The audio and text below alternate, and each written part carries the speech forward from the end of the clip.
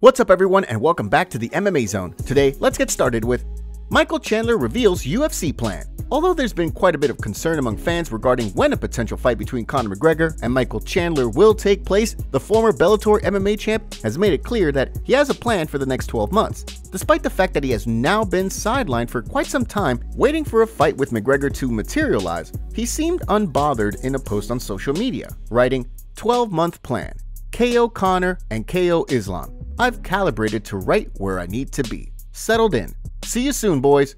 The current speculation among fans is that Chandler and McGregor will likely collide at the historic UFC 300 event in April. Should Iron Mike wind up getting the win, it isn't unrealistic to imagine that the UFC could give him a title shot. As previously mentioned, Islam Makhachev is also looking for fresh opponents rather than rematches. As such, if Chandler defeats McGregor, the lightweight champ could welcome a title fight with him. Given that by the time the two fight, both men will be coming off significant layoffs, of course. There's no telling how things could play out. Next up, let's take a look at Leon Edwards breaks silence on UFC rumor. With Ian Garry publicly stating that he was asked not to return to Team Renegade, the theories regarding the split have continued to fly. As Paddy Pimblett alleged, Garry wasn't just asked not to train with Team Renegade. He was also knocked out cold by welterweight champ Leon Edwards. While Garry himself has spoken about the situation and indicated that he was on the flush end of a head kick from the champ, there have been plenty of questions about what exactly went down. As Edwards explained in a recent interview with MMA Fighting, I didn't knock out clean now. But did he get a little taste of the Usman head kick from what I hear? He got a little taste. He got a little taste for sure. Garry has been rising up the rankings, and with the UFC 296 win over Vicente Luque, the Irish star could find himself in a position to compete against a top-ranked contender. The way Edwards sees things, Garry still has a way to go before a title fight between the two is a real possibility. He's a long, skill-wise, he's a long way away from even a thought to my brain to compete for a title, you know. So, like I said, I wish him well with his endeavors are, but I feel like skill-wise right now, he's not a guy that I'm thinking, oh, I need to like stay away from this guy, you know, because, yeah. With both men set to compete at UFC 296, it'll be interesting to see if they exchange barbs at the Fight Week press conference. Next, let's take a look at Conor McGregor and Islam Makhachev seen in Dubai. Both UFC lightweight champion Islam Makhachev and former champ Conor McGregor were in attendance at the IBA Night of Champions event in Dubai this weekend. The event delivered more than one memorable moment, with McGregor and former UFC bantamweight champion Peter Yan coming face-to-face for a stare-down that both entertained fans and left members of the MMA community scratching their heads. As members of the MMA community were quick to point out, McGregor has had a number of these potential stare-downs in the past, with no bouts ever being booked as a result. The situation with Yan, however, notably began in the past on social media, with the bantamweight challenging McGregor to a boxing match. Fortunately, despite any potential animosity between the two sides, it was all smiles after the stare-down. At the event, McGregor was also filmed sitting on one side of the ring, while Islam Makhachev sat on the other.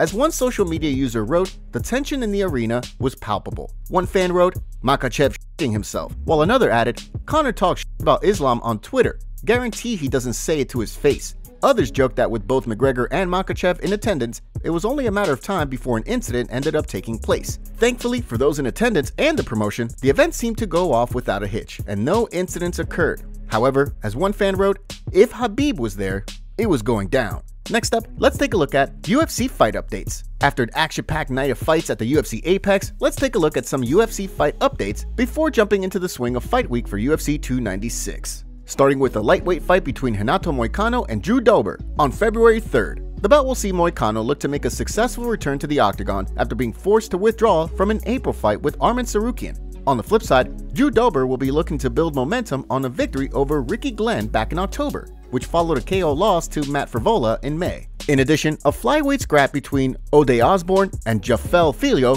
on March 16th has also been reported. So far, no location or headlining bout has been announced for this event. Osborne will be entering the fight after a loss to Asu Almabayev back in August, which dropped him to 1-1 for the year after a split decision victory over Charles Johnson back in February. On the flip side, Filho will be looking to build momentum on a July win over Daniel Barez, which also dropped him to 1-1 for the year after a March loss to Muhammad Mokaev. With the UFC 296 card rapidly approaching, expect more matchmaking news to follow the event. Next, let's take a look at UFC fighter gets unsuspended by USADA. Amid a two-fight skid, reports had indicated that Daniel Rodriguez had been pulled from his September 16th showdown with Santiago Ponzinibbio at Noche UFC as a result of a failed drug test. The out-of-competition test was flagged for a performance-enhancing drug, Olsterin, and resulted in Rodriguez being suspended through January 28th. Since then, it's been determined that Rodriguez's failed drug test was the result of a tainted supplement. As a result, his suspension has been lifted, and he's been cleared to return to action whenever he and the UFC come to a deal on a fight. In a video posted to his Instagram account, he explained, "I am no longer suspended by USADA.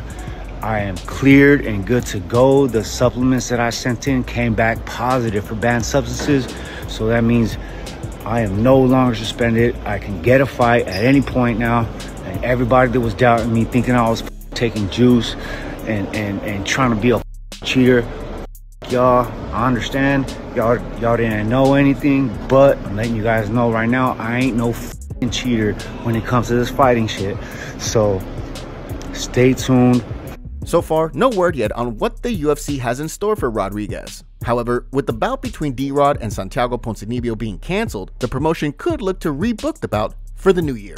Next, let's take a look at Dana White reveals huge news. UFC CEO Dana White recently announced some big news regarding controversial Power Slap League, indicating that after much uncertainty and pushback from the combat sports community, the California State Athletic Commission has sanctioned the first Power Slap event in California.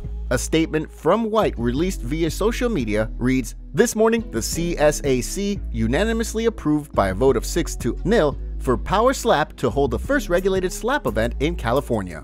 The situation has generated widespread discussion across the combat sports community, with many, such as renowned combat sports figure, attorney Eric McGregor, questioning how the CSAC could sanction an event where it's illegal for competitors to defend themselves. As fight fans may recall, US politicians had come out against Power Slap earlier this year, with Congressman Bill Pascrell Jr. and Representative Don Bacon both joining together in hopes of getting Power Slap removed from the TBS and Warner Brothers broadcasting schedule. At the time, Dana White teased the idea of taking Power Slap over to Fight Island if commissions wouldn't sanction the competition. With the latest news, however, it sounds as though White is prepared to charge full steam ahead in spite of the combat sports community's lack of support. Islam Makhachev reveals next UFC fight. After Islam Makhachev's short notice win over Alexander Volkanovski, UFC CEO Dana White indicated to media members that a fight with Charles Oliveira was likely next up for the champ, given that the bout had already been right around the corner prior to Oliveira's injury. Since then, Justin Gaethje has indicated that he's hoping to fight Makhachev in the new year. In addition, with Arman Tsarukyan recently defeating Beneil Dariush, the streaking contender has also been calling for a crack at the title. Although there's been no word from the UFC, Makhachev has now cast further doubt on a potential bout with Charles Oliveira. During a Russian-speaking interview with Usha Taika, the champ spoke about the lightweight title picture, while also indicating that he wants to return at UFC 299 in March, where Sugar Sean O'Malley will fight Chito Vera for the bantamweight title. To be honest, I've already told I'm not that interested in rematches, because if you want to win someone in a good way, you have to add new names. There's Justin Gaethje, who I would say deserved the fight. I think it would be more interesting to fight him. I think in March maybe. Most likely yes at the number event. When it came to a potential fight against Arman Tsarukyan, Makhachev stated that although the fight was on his radar, it would likely take one more fight before he winds up in title talks, given that the two already fought in the past. Fans reacted to the situation with one writing, "At what point is this blatant ducking? Taking the easier fight with the less deserving contender who got dropped and choked out by the real #1 contender in broad daylight? Good for you, Makhachev, you played the game well, but we won't forget." Another looked at things from the other perspective, saying that Makhachev deserves to fight a new contender. Fair enough, he does deserve someone new. Can't fight the same guys 4 fights in a row, but Oliveira should still get the rematch in the summer. As another fan pointed out, at the end of the day, it doesn't matter. It's about what the UFC wants. Writing, "Doesn't matter who he's interested in, lol. If the UFC tell him to fight Oliveira, he's fighting him." With plenty of options on the table, the ball is seemingly in the UFC's court. Make sure to leave a comment and you might get featured in our next video. Thanks for watching. If you enjoyed, make sure to subscribe and turn on notifications to never miss any MMA news. Check out our video from yesterday if you missed it. See you tomorrow.